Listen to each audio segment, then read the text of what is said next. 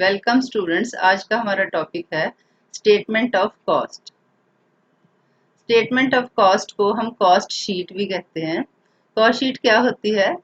ये प्रोडक्ट की total cost calculate करने में जो हम एक स्टेटमेंट बनाते हैं उसको हम स्टेटमेंट ऑफ कॉस्ट या कॉस्ट शीट भी कहते हैं। और ये एक फिक्स्ड पीरियड के बाद बनाई जाती है जब हमारा प्रोडक्ट प्रोड्यूस हो जाता है।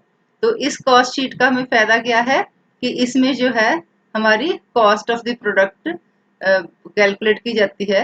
और उसमें इसका फायदा ये है कि हम जो है जब हमने अपनी सेलिंग प्राइस फिक्स करनी है तो सेलिंग प्राइस को फिक्स कर सकते हैं। ये देखा जा सकता है कि हमारी कॉस्ट क्या आई है, जो हमने प्रोडक्ट की फाइनल कॉस्ट डिसाइड की थी उसके हिसाब से कॉस्ट कितनी है और हमने प्रॉफिट मार्जिन कितना रखना है ताकि हम अपनी सेलिंग प्राइस फिक्स कर सकें। और उसके बाद मैनेजमेंट जो किसी भी कंपनी की है या जो एक्सपर्ट्स जो प्रोडक्शन डिपार्टमेंट के हैं, अगर वो चाहते हैं कि हम अपनी कॉस्ट को कंपेयर करें कि इस प्रोडक्ट की कॉस्ट पिछले टाइम में कितनी आई थी पिछले पीरियड में और अब कितनी आई है, तो वह भी कर सकते हैं। और उसके बाद अगर उनको लगता है कि कॉस्ट जो है उसमें डिफरेंस है पिछले टाइम की कॉस्ट और अब की कॉस्ट का, तो उसको कंट्रोल करने के लिए डिफरेंट मेजर्स जो उन्होंने अपनाने हैं, उसके लिए जो भी कोई डिसीजन लेनी है तो वो इस प्रोडक्ट की कॉस्ट को देखकर ले सकते हैं। तो अब हमने बनानी है कॉस्ट शीट, तो उसके लिए स्पेसिमेन ये है आपके सामने। तो इस स्पेसिमेन में क्या है कि ये सिंपल, पहले हमने अगर सिर्फ आपके पास डायरेक्ट मटेरियल लेबर ओवरहेड्स की आपको दिया गया है तो तब आप हमने कैसे ये कॉस्ट शीट बनानी है उसके बारे में है।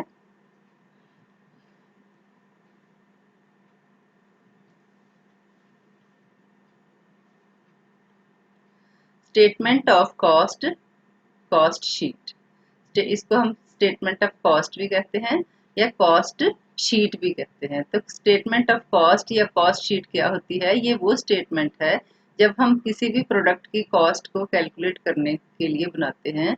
जब हमारा प्रोडक्ट पूरी तरह तैयार हो जाता है तो उसकी जो टोटल कॉस्ट है वो कितनी आई है उसको कैलकुलेट करने के लिए हम कॉस्ट शीट बनाते हैं। और ये कॉस्ट शीट जो बनाई जाती है ये आफ्टर ए फिक्स्ड पीरियड बनाई जाती है।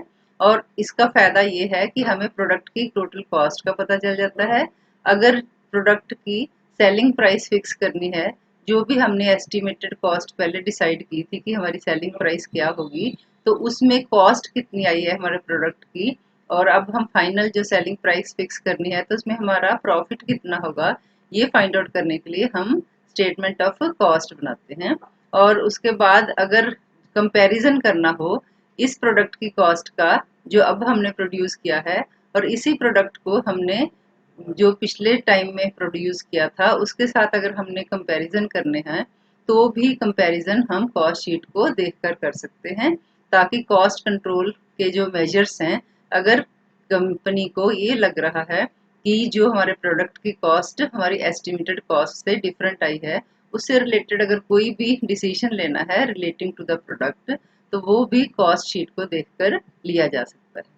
अब ये हमारे पास है specimen of statement of cost.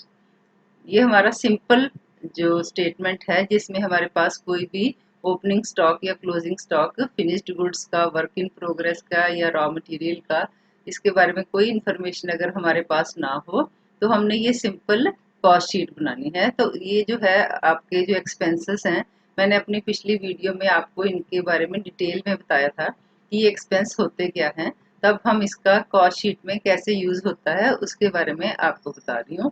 तो पहले हम कैलकुलेट करते हैं प्राइम कॉस्ट। प्राइम कॉस्ट को कैलकुलेट करने के लिए डायरेक्ट मटेरियल, डायरेक्ट लेबर और डायरेक्ट एक्सपेंसेस, इन सबको प्लस किया जाता है तो हमारे पास आ जाती है ये प्राइम कॉस्ट। इसमें हम वर्क्स ओवरहेड, जिसको हम प्रोडक्शन ओवरहेड या मैन्युफैक्चरिंग ओवरहेड्स भी कहते हैं, इनको जब हम ऐड करते हैं तो हमारे पास आ जाती है ये ये आ गई हमारे पास वर्क्स कॉस्ट। वर्क्स कॉस्ट में जब हम एडमिनिस्ट्रेटिव ओवरहेड्स प्लस कर देते हैं तो ये हमारे पास आ जाती है, ये है हमारे पास, ये आ गई एडमिनिस्ट्रेटिव ओवरहेड प्लस करने बाद यहाँ वर्क कॉस्ट, ये work cost, cost of production, work cost ये आ गई हमारे पास। तो एडमिनिस्ट्रेटिव ओवरहेड जब हम प्लस कर देते हैं तो हमारे पास आ जाती है cost of production. Cost of production में जब हम सेलिंग ओवरहेड्स प्लस कर देते हैं तो हमारे पास आ जाती है कॉस्ट ऑफ सेल, जिसको हम कहते हैं cost of cell.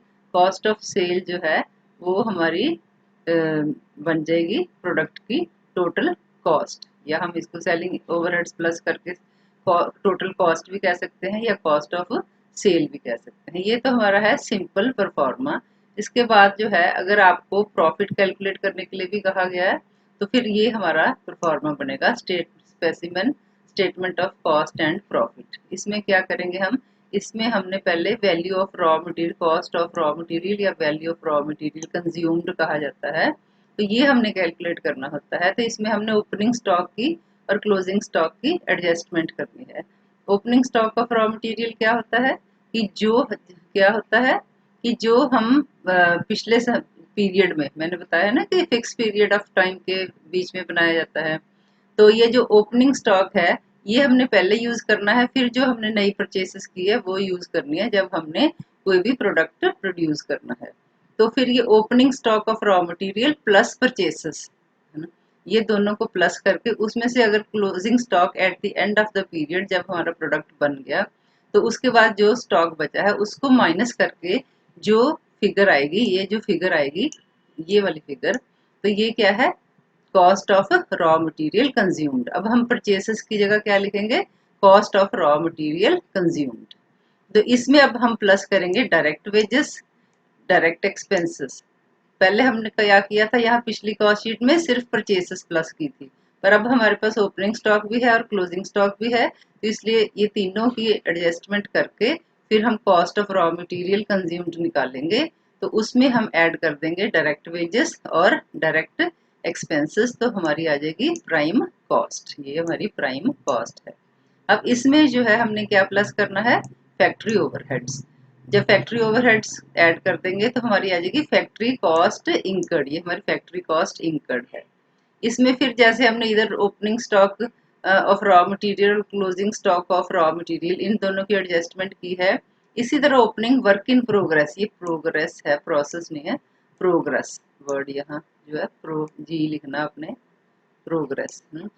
Opening work in progress, यहाँ भी प्रोग्रेस वर्ड है, प्रोसेस नहीं।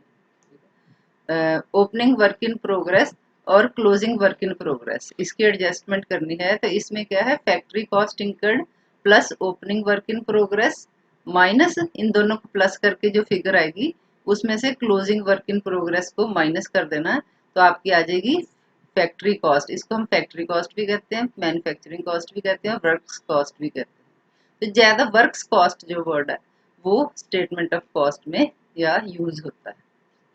इसके नेक्स्ट है, जब हमारी ये जो पीछे हमने की है ये वर्क्स कॉस्ट हमारी आ गई, तो इसमें हम एडमिनिस्ट्रेटिव ओवरहेड्स प्लस कर देंगे, तो हमारी आ जाएगी cost of production. Cost of production में फिर वैसे ही एडजस्टमेंट करनी है, फिनिश्ड स्टॉक जो हमारे पास पहले पड़ा हुआ है तो इसमें opening stock of finished goods को प्लस कर देना, ये प्लस कर दिया, और इन दोनों को कॉस्ट ऑफ प्रोडक्शन को और इन दोनों को जब हम प्लस करेंगे तो हमारे पास आ जाएगा जो है कॉस्ट ऑफ, फिर माइनस करेंगे, इन दोनों को प्लस करेंगे, उसमें से closing stock of finished goods minus करेंगे, तो हमारे पास आ जाएगी कॉस्ट ऑफ गुड्स सोल्ड। ये जो कॉस्ट ऑफ गुड्स सोल्ड है इसमें जब हम सेलिंग एंड डिस्ट्रीब्यूशन एक्सपेंसेस को प्लस करेंगे तो हमारे पास आ जाएगी कॉस्ट ऑफ सेल्स, ये हमारी कॉस्ट ऑफ सेल्स है। कॉस्ट ऑफ सेल्स में अब हमने प्रॉफिट ऐड करना है, तो हमारा आ जाएगा सेल्स। ये जो प्रॉफिट है, ये सेल कई बार आपको क्वेश्चन में सेल दी होगी, अगर नहीं दी है तो वो आपको प्रॉफिट की परसेंटेज बता देंगे कि जो हमारी ये कॉस्ट ऑफ सेल है या जितनी भी टोटल कॉस्ट है, अगर ये एडजस्टमेंट उसमें नहीं दी हुई, जो फर्स्ट परफॉर्मा मैंने आपको बताया था उसमें अगर ये ओपनिंग स्टॉक और क्लोजिंग स्टॉक की कोई एडजस्टमेंट नहीं है तो फिर उसमें आपको प्रॉफिट मार्जिन दिया होगा कि टोटल कॉस्ट में आपने कितना प्रॉफिट ऐड करना है, तो वो प्रॉफिट आप ऐड कर दोगे तो आपकी आ जाएगी सेल। अगर ऐसा नहीं दिया हुआ, अगर क्वेश्चन में आपको सेल दी है तो सेल और कॉस्ट ऑफ सेल, इन जो सेल में से, ये सेल में से कॉस्ट ऑफ सेल लेस कर दोगे तो आपका प्रॉफिट आ जाएगा।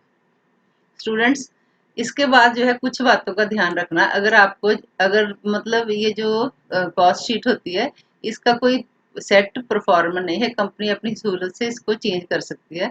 अगर आपने इसके साथ एक और कॉलम ऐड करना है तो उसमें आप कॉस्ट पर यूनिट भी कैलकुलेट कर सकते हो, मतलब क्वांटिटी में आप यहाँ एक क्वांटिटी लिख के उसमें जितना भी मटेरियल यूज हो रहा है वो सारा आप कर सकते हो। या एट द एंड जो है अगर आपने कॉस्ट पर यूनिट निकालनी है तो टोटल कॉस्ट को total number of units produced के साथ डिवाइड करके कॉस्ट पर यूनिट आप निकाल सकते हो।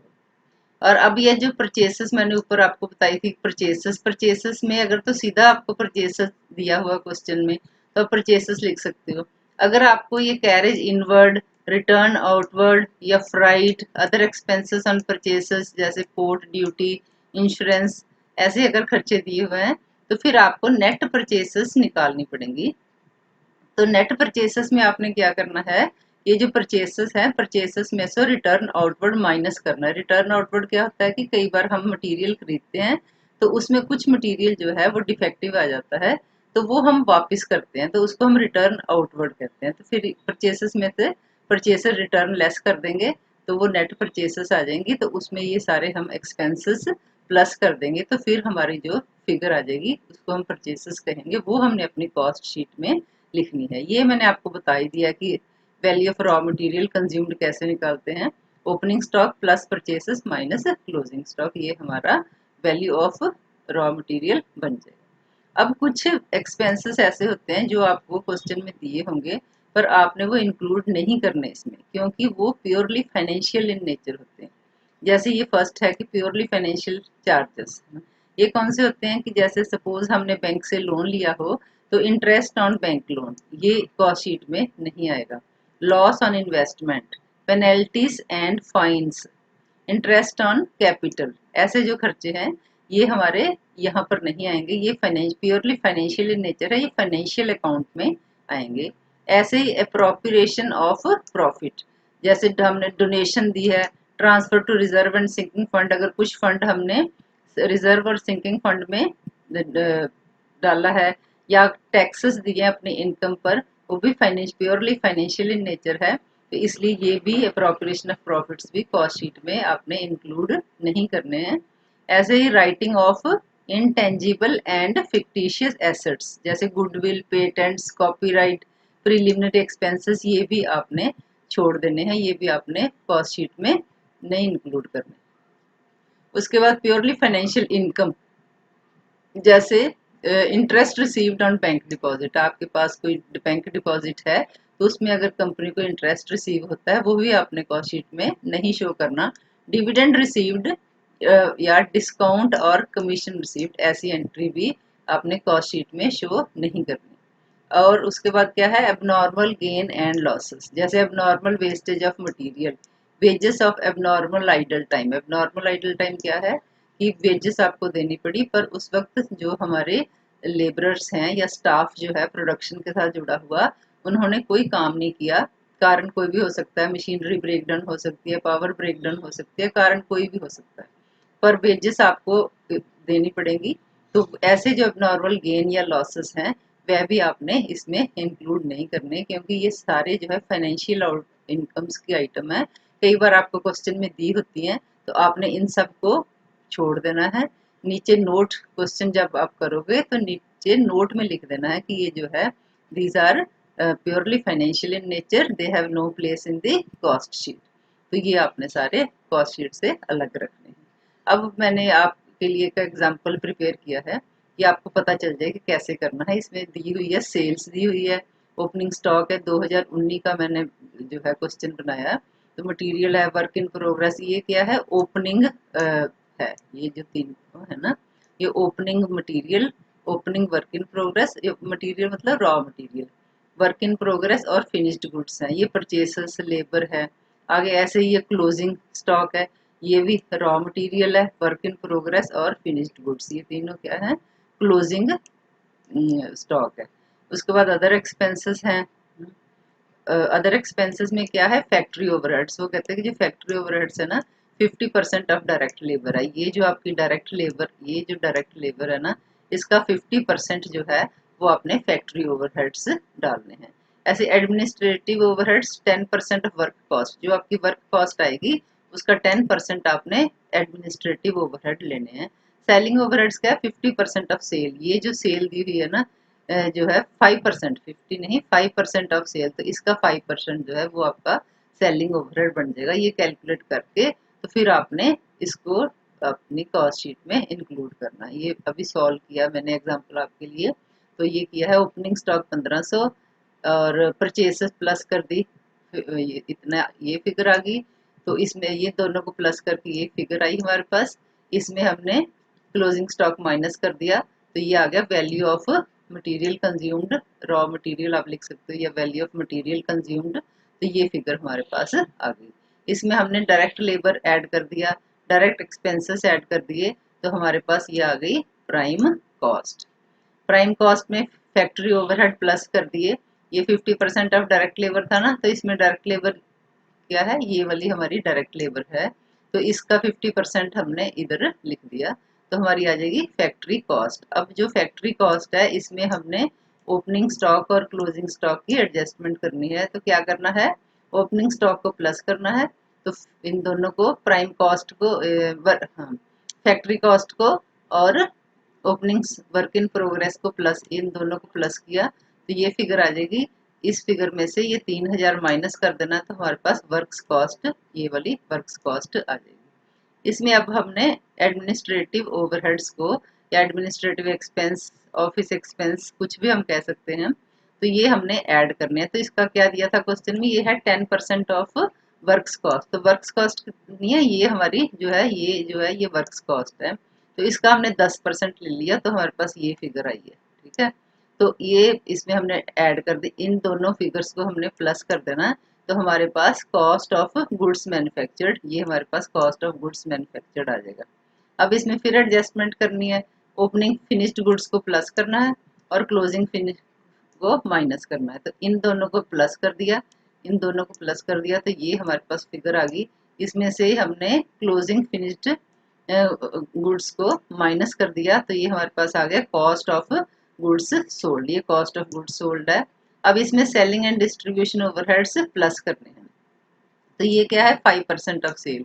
सेल ये आपको दी हुई है, सेल क्वेश्चन में दी थी सेल सबसे ऊपर, तो ये सेल है, इसका हमने 5% ले लिया, तो वो 5% हमने इसमें ऐड कर दिया। ये हमारा, ये है हमारी सेल, तो ये हमारी आ जाएगी कॉस्ट ऑफ सेल। ये हमारी फिगर आ गई कॉस्ट ऑफ सेल, कि जो हमने सेल करना है इस प्रोडक्ट को, उसकी कॉस्ट कितनी आई है। अब इसमें जो है प्रॉफिट हम प्लस करते हैं, ये क्वेश्चन पे डिपेंड करता है। अगर तो आपको क्वेश्चन में दिया हुआ हो कि इतने परसेंट कॉस्ट का इतने परसेंट प्रॉफिट है, वो आपने प्लस कर देना। तो अगर नहीं दिया तो आपको सेल दी हुई है, तो ये सेल में से कॉस्ट ऑफ सेल जो है वो माइनस कर दोगे, तो आपका प्रॉफिट आ जाएगा। ये बेटे था हमारा statement of cost and profit. इस तरह आपने बनानी है कि statement of cost and profit. आज के लिए बस इतना ही। Thank you. अगर आपको कोई भी इस क्वेश्चन में कोई प्रॉब्लम आई हो समझने में, तो आप कमेंट बॉक्स में लिख सकते हैं, मैं उसका आंसर आपको दे दूंगी।